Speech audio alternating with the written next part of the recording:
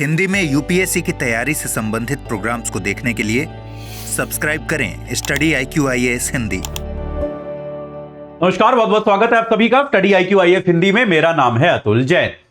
अगर आप उत्तर प्रदेश में रहते हैं और आप यूपीएससी या अन्य परीक्षाओं की तैयारी कर रहे हैं, या फिर आप अगर आमतौर पे छात्रों से जुड़े मुद्दों को पढ़ते रहते हैं, समझते रहते हैं, तो आप सभी उत्तर प्रदेश में जो छात्र छात्राएं, अभ्यर्थी जो हैं तमाम तरह की सरकारी परीक्षाओं से जुड़े हुए, वो जिस तरह से प्रयागराज में सड़कों पर धरना दे रहे थे, जिस तरह से वो आंदोलन कर रहे थे, उसकी खबरें आपने सुनी होंगी।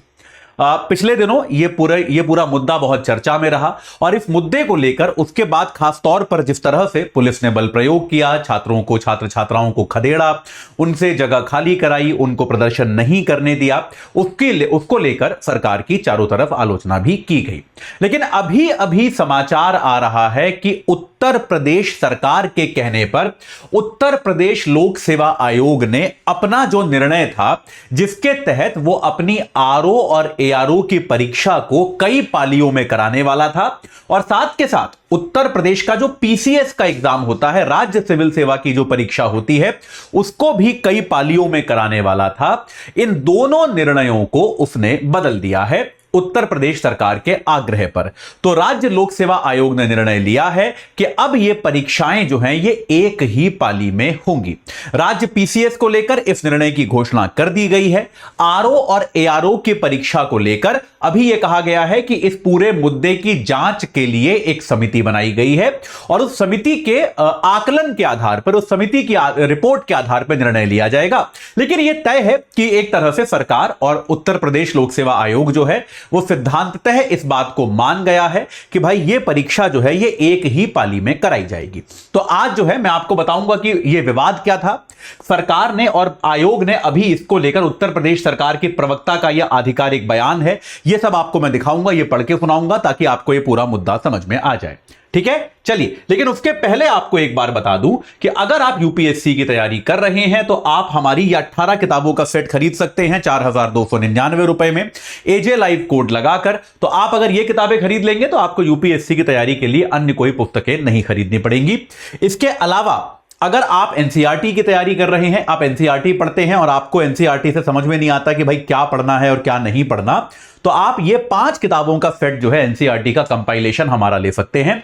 ये आपको एजे लाइव कोड लगाकर 1199 रुपए में मिल जाएगा। इसके द्वारा आप एनसीईआरटी में केवल काम की चीजें पढ़ेंगे, जो बेकार की चीजें हैं उनको पढ़ने की आपको आवश्यकता नहीं पड़ेगी। चलिए अब एक बार जल्दी से आगे बढ़ते हैं, समझने की कोशिश करते हैं। देखिए होता क्या है कि पिछले दिनों हमने देखा कि भारत में सार्वजनिक परीक्षाएं जो होती हैं, एग्जाम्स जो होते हैं, उनकी शुचिता, उनकी पवित्रता को लेकर एक बहुत गंभीर संकट खड़ा हो गया। खास तौर पर नीट की परीक्षा को लेकर जो विवाद हुआ था, आप सबने सुना होगा। नीट की परीक्षा का जो विवाद था वो तो आप सभी जानते ही होंगे कि किस तरह से देश में जगह जगह पेपर लीक होने के आरोप लगे। ये पाया गया कि पेपर की जो पवित्रता है वो बहुत बुरी तरह से भंग हुई और लगभग ये मामला सुप्रीम कोर्ट में, मतलब ये मांग तो उठी गई थी कि इसको रद्द कर दिया जाए। कोर्ट ने रद्द नहीं किया, लेकिन काफी सारी चीजें इस पेपर में बदली।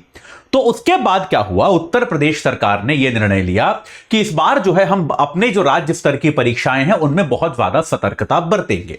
अब देखिए, जितने ज्यादा सेंटर्स पे आप एग्जाम कराओगे उतना ही पेपर के लीक होने की संभावना ज्यादा है। भाई बात सही है कि नहीं है? अगर आप मतलब आप हाइपोथेटिकली थ्योरी में सोचिए, अगर पेपर केवल एक जगह हो रहा है तो लीक होने की संभावना कम है। पेपर 10 जगह होगा तो लीक होने की संभावना बढ़ेगी। पेपर 1000 जगह होगा तो लीक होने की संभावना और बढ़ेगी, क्योंकि आपको हर जगह पेपर भेजना पड़ेगा, नए नए लोगों को उस पेपर का एक्सेस मिलेगा। तो इसीलिए उत्तर प्रदेश सरकार ने तय किया कि हम क्या करेंगे, उत्तर प्रदेश लोक सेवा आयोग जो है यूपीपीसीएस, इन्होंने क्या तय किया कि हमारी जो परीक्षाएं होती हैं इसके लिए हम क्या करेंगे, परीक्षा के केंद्र कम कर देंगे। उत्तर प्रदेश के केवल 41 जिलों में परीक्षा के केंद्र बनाए गए, परीक्षा के केंद्र कम कर दिए। अब अभ्यर्थी तो कम हुए नहीं, अभ्यर्थी तो उतने के उतने हैं, 5 लाख लोग बैठ रहे हैं एग्जाम में, लेकिन केंद्र कम हो गए। तो अब अगर कम केंद्रों पे ज्यादा अभ्यर्थियों को एग्जाम दिलवाना है तो एक साथ तो आप दिलवा नहीं सकते। तो इसके लिए उन्होंने तरीका यह निकाला कि यूपीपीसीएस का जैसे जो एग्जाम होता है यूपी पीसीएस का एग्जाम 7 और 8 दिसंबर को होगा और उसमें भी 2-2 बार होगा, यानी कि एक बार सुबह एक बार शाम, एक बार सुबह एक बार शाम, कुल 4 पालियों में यूपी पीसीएस का एग्जाम होगा। जो उत्तर प्रदेश में आरओ और एआरओ का एग्जाम होता है यह ऐसे ही 22 और 23 दिसंबर को होगा और यह भी जो है दिन में 2 बार होगा, तो 4 पालियों में यह एग्जाम होगा। चारों का पेपर अलग अलग होगा ताकि पेपर लीक होने की कोई संभावना ना बचे। तो अब उसके बाद यह कहा गया कि भाई अब ऐसा हो सकता है, मान लो इस पाली में पेपर आसान आ गया, इसमें कठिन आ गया, तो क्या होगा? तो इसके लिए आयोग ने कहा कि हम एक नॉर्मलाइजेशन का प्रोसेस इसमें अपनाएंगे, जो कि बहुत सारी जगह अपनाया जाता है। ये कई सारी न्यायपालिका के निर्णयों में भी ये माना जा चुका है। इसका तात्पर्य क्या होता है? जैसे मान लीजिए ये आपकी पहली पाली का पेपर है, उसमें ये लास्ट बच्चा है, आखिरी बच्चा, और ये प्रथम बच्चा है।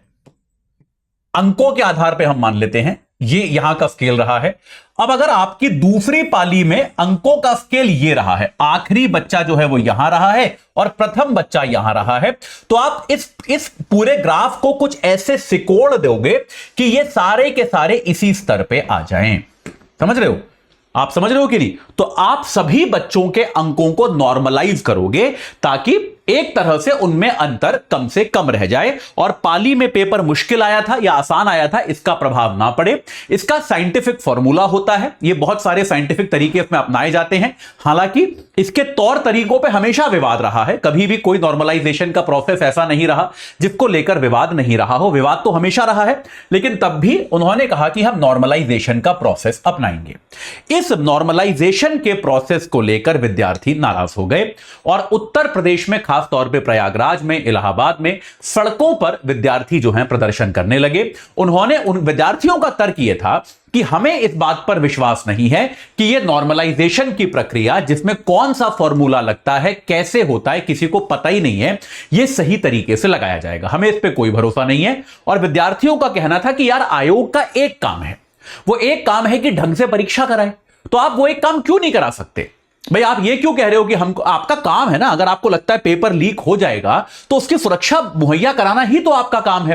पेपर लीक हो जाएगा ये कहकर आपने केंद्र कम कर दिए, फिर कल को आप कह दोगे कि केंद्र बस एक ही होगा, प्रयागराज में हमारे कार्यालय में होगा, तो 6 महीने एग्जाम चलता रहेगा। ये तो कोई तर्क नहीं हुआ। विद्यार्थियों का यह कहना था कि आयोग का यही तो काम है कि जगह जगह सुरक्षा मुहैया कराए, ढंग से पेपर कराए। तो अगर आप यही काम नहीं कर सकते तो फिर आपके होने का औचित्य क्या है? इस बात को लेकर विद्यार्थी प्रदर्शन कर रहे थे। प्रशासन, सरकार इस मांग को मान नहीं रहा था, यह विवाद बढ़ता जा रहा था।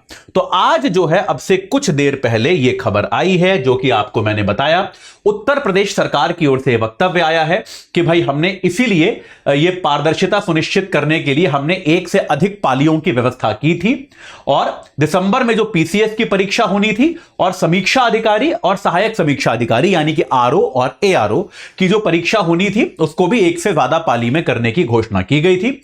लेकिन कुछ छात्र जो मांग कर रहे थे उसका मुख्यमंत्री योगी आदित्यनाथ ने संज्ञान लिया और उन्होंने आयोग को कहा कि बच्चों के साथ संवाद कीजिए, छात्रों के साथ संवाद कीजिए, समन्वय बनाइए और सही निर्णय लीजिए। तो आयोग ने छात्रों के साथ संवाद बनाया, समन्वय किया और निर्णय लेने की कोशिश की है।